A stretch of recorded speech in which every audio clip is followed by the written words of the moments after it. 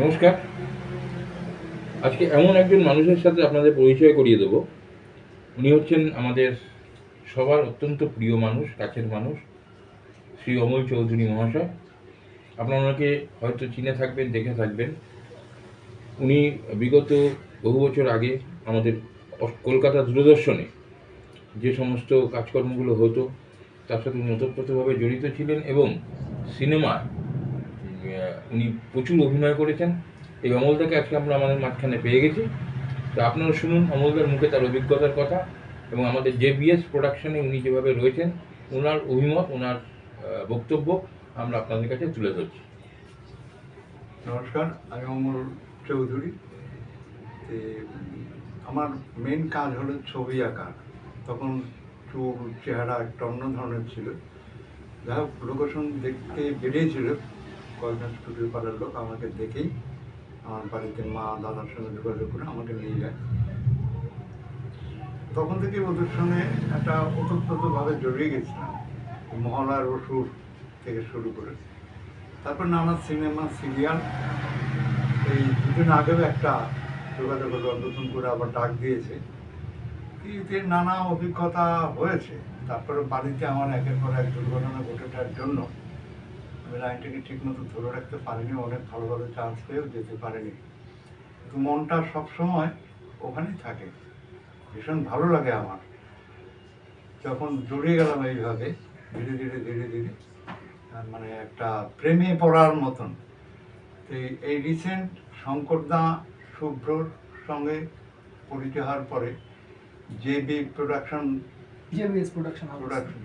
Production হাউসের সঙ্গে একটা বন্ধুত্ব হয়ে গেল।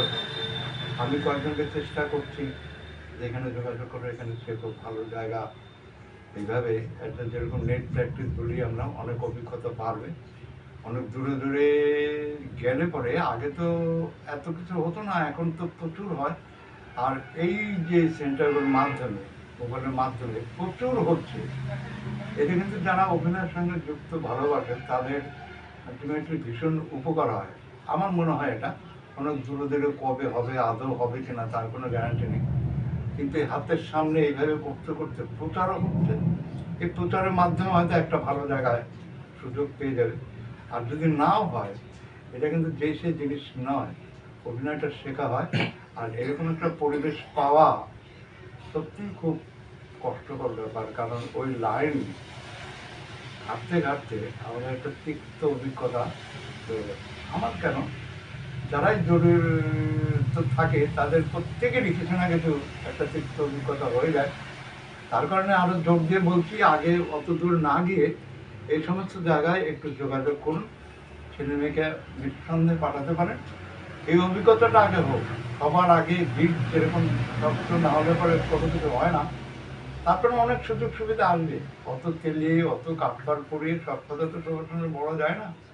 না গিয়ে এরকম একটা প্রশ্নের সঙ্গে আমিও আছি, আপনারাও আশা করি যোগাযোগ করলে আনন্দই পাবেন, লাভবান হবেন।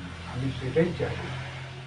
প্রোডাকশনের জিনিসগুলো আপনারা যে ভালো করে দেখুন, সেটা পূর্ণ সহযোগিতার হাত বাড়িয়ে দিন। ছেলেটা খুব কাটছে দুজনই। আমি ভালো মনে করেছি বলেই অনেক অভিজ্ঞতার সব তো বলতে পারলাম না এই শর্ট টাইমে।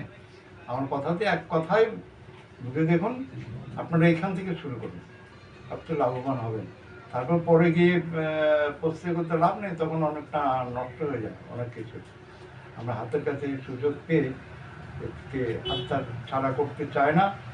সেই জন্য বারবার একটা কথাই বলি, আপনারা নিঃসন্দেহে এখানে যোগাযোগ করতে পারেন।